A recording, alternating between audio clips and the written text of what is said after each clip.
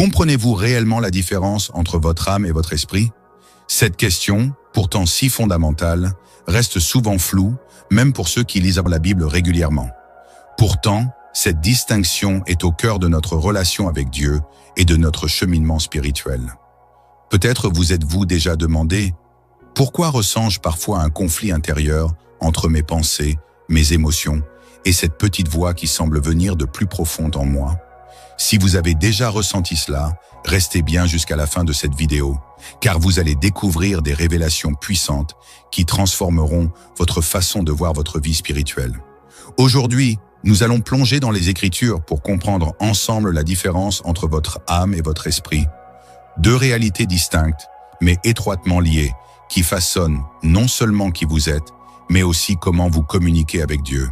En écoutant jusqu'au bout, vous recevrez également des clés pratiques pour nourrir et fortifier à la fois votre âme et votre esprit, et je terminerai par une prière puissante pour votre vie spirituelle. La Bible est claire. L'âme et l'esprit sont deux entités distinctes. Dans Hébreux 4:12, il est écrit « Car la parole de Dieu est vivante et efficace, plus tranchante qu'une épée quelconque, à deux tranchants, pénétrante jusqu'à partager âme et esprit, jointures et moelles. » Ce verset nous révèle que la parole de Dieu a le pouvoir de discerner entre l'âme et l'esprit, preuve qu'ils ne sont pas la même chose. Mais pourquoi est-ce important? Parce que c'est en comprenant cette différence que vous pouvez réellement vivre une vie chrétienne, épanouie et alignée sur la volonté de Dieu. Avant d'entrer dans le vif du sujet, je vous invite à vous abonner à cette chaîne et à activer la cloche pour ne rien manquer des enseignements bibliques que nous partageons ici. Si ce contenu vous édifie, laissez un j'aime et invitez vos proches à nous rejoindre dans cette quête spirituelle. Qu'est-ce que l'âme selon la Bible? Votre âme, c'est ce qui fait de vous un être unique. Elle englobe votre personnalité, vos pensées, vos émotions et votre volonté. Dans Genèse 2:7, nous lisons « L'Éternel Dieu forma l'homme de la poussière de la terre. Il souffla dans ses narines un souffle de vie, et l'homme devint une âme vivante. » L'âme est donc cette partie de vous qui ressent, réfléchit et choisit. C'est par elle que vous vivez vos expériences humaines. Dans Psaume 42:11, le psalmiste dit « Pourquoi t'abattes-tu, mon âme, et gémis-tu au-dedans de moi? Espère en Dieu, car je le louerai encore. » Ce verset montre que l'âme peut être troublée, mais aussi réorientée vers l'espérance en Dieu. Mais attention, l'âme, bien qu'essentielle, peut parfois être influencée par des désirs égoïstes ou des émotions déstabilisantes. C'est pour cela que la Bible nous invite à renouveler notre intelligence, Romains 12:2, afin que notre âme reste en accord avec la volonté de Dieu. Qu'est-ce que l'esprit selon la Bible? Contrairement à l'âme, l'esprit est la partie de vous qui est directement connectée à Dieu. C'est par l'esprit que nous avons la capacité de recevoir des révélations divines, d'adorer et de discerner la vérité spirituelle.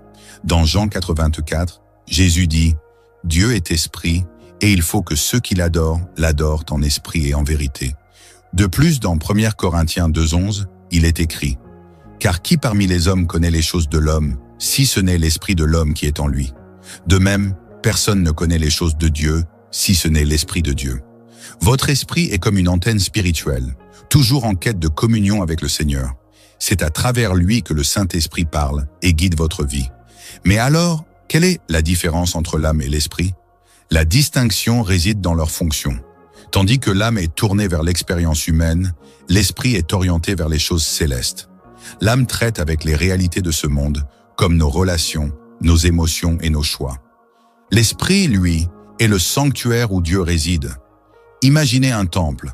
L'âme en est le parvis extérieur, tandis que l'esprit en est le lieu très saint, où Dieu parle et agit directement. Mais pourquoi est-il si essentiel de comprendre cette distinction entre l'âme et l'esprit? Parce que c'est là que réside la clé pour mener une vie alignée avec la volonté de Dieu. Trop souvent, nous sommes dominés par nos émotions ou nos pensées, ce qui peut nous éloigner de ce que Dieu veut pour nous. Pourtant, la Bible nous enseigne que si nous apprenons à discerner ce qui vient de notre âme et ce qui vient de notre esprit, nous pouvons vivre une vie remplie de paix, de clarté et de direction divine. Prenons l'exemple de l'apôtre Paul. Dans Romains 7:15-25, il parle de la lutte intérieure qu'il ressent. « Je ne fais pas le bien que je veux et je fais le mal que je ne veux pas. » Ce passage illustre parfaitement le combat entre l'âme, influencé par la chair et ses désirs, et l'esprit, qui aspire à plaire à Dieu. Mais Paul ne s'arrête pas là. Il conclut en proclamant la victoire par Jésus-Christ, affirmant que c'est par l'esprit que nous pouvons surmonter ces luttes. Un autre exemple frappant est celui de Jésus lui-même, dans le jardin de Gethsémane. Face à l'angoisse de la croix, son âme était profondément troublée. Il dit dans Matthieu 26:38, « Mon âme est triste jusqu'à la mort. » Mais malgré cette détresse, son esprit resta connecté à la volonté de Dieu et il pria, « Non pas ma volonté, mais la tienne. » Cet exemple montre que même dans les moments les plus difficiles, il est possible de permettre à l'esprit de guider nos décisions au lieu de céder à l'angoisse de l'âme. Comment nourrir votre âme et votre esprit? Pour l'âme, le renouvellement quotidien de vos pensées passe par la méditation de la parole, le chant et la louange. Lire et réfléchir sur les Écritures permet à vos pensées d'être transformées par la vérité divine, apportant paix et clarté face aux défis de la vie, comme l'illustre Psaume 1:2. Mais son plaisir est dans la loi de l'Éternel, et il médite sa loi jour et nuit. Le chant et la louange, quant à eux, élèvent votre âme vers Dieu en réorientant vos émotions et vos pensées sur sa grandeur et son amour. Dans Éphésiens 5:19, Paul nous encourage à entretenir nos âmes par des psaumes, des hymnes et des cantiques spirituels. Ces moments de gratitude et de foi libèrent l'âme des angoisses pour la remplir de joie et de confiance. En consacrant chaque jour un temps à ces pratiques, vous offrez à votre âme un apaisement profond et une force renouvelée pour affronter les défis avec espérance. Pour nourrir votre esprit, voici une pratique simple mais puissante. Commencez chaque journée par une prière sincère en demandant au Saint-Esprit de diriger vos pas. Ensuite, lisez un passage de la Bible et demandez à Dieu de vous révéler comment l'appliquer dans votre vie.